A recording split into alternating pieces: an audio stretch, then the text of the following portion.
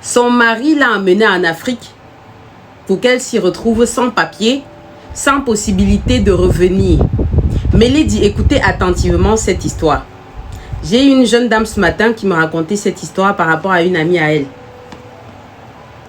Donc, elle est conjointe de Français. Elle a épousé un Français, un homme d'origine africaine, donc qui est français.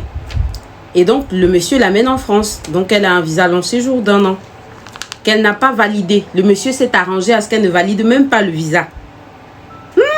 Les hommes, les hommes, les hommes. Le monsieur s'est arrangé à ce qu'elle ne valide même pas son visa à l'entrée, à l'arrivée sur le territoire. Donc, elle n'a pas validé. Ils sont restés 1 an. Le monsieur s'est bien calé sur la fin du papier de madame. Je rappelle, le monsieur est français. Il dit à sa femme, il n'a rien montré, il n'a rien laissé paraître. Donc, il dit à la dame qu'ils vont aller en vacances en Afrique.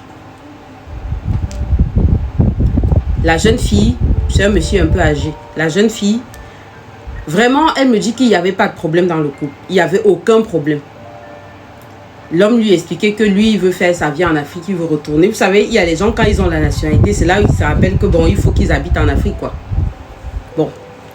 Donc, le monsieur, il explique qu'il veut rentrer au pays. La fille ne s'y oppose pas. Elle dit, bon, bien sûr, tu es mon époux, on va s'organiser et tout.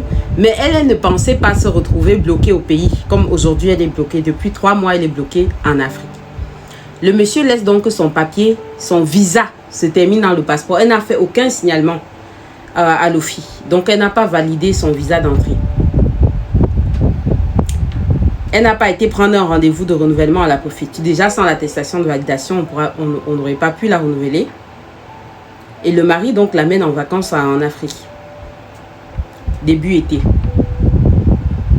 En Afrique, elle demande à son mari, donc, comment on fait donc pour les papiers? Il faut qu'on rentre parce que mon papier finit dans 5 jours. Le mari l'angoisse encore un peu que non, ma chérie, ma tendre épouse. Quand le papier finit, la fille se dit que non, il y a toujours des possibilités. Son mari, il est français. C'est là où quand elle commence à parler à son mari, maintenant il répond trash, trash. Voilà, il montre son vrai visage. Bon, il veut même plus du mariage et tout. De toute façon, il ne l'aime plus. Ta, ta, ta.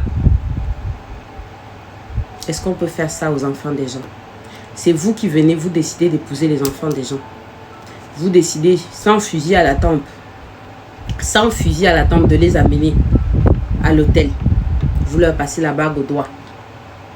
Vous leur miroitez une vie. Vous les amenez en bain. Vous les ramenez tels des colis en Afrique. On peut faire ça aux enfants des gens, Adama. On fait ça. La fille me demande qu'est-ce qu'on peut donc faire, Lady. Lady, je dis quoi à l'heure là? Je fais comment? Moi-même, je dis quoi? J'ai réfléchi, mettre ici, mettre là-bas. J'ai dit, le monsieur est propriétaire ici. Donc, il a fermé la maison avec sa femme, ils sont rentrés. La femme est bloquée là-bas, elle n'a rien. Le visa est fini. J'ai dit, est-ce qu'elle peut demander un visa retour? Elle me dit, elle veut demander étudiante. Tu es déjà passé dans le visa bio. Tu es déjà passé aux frontières avec un truc conjoint.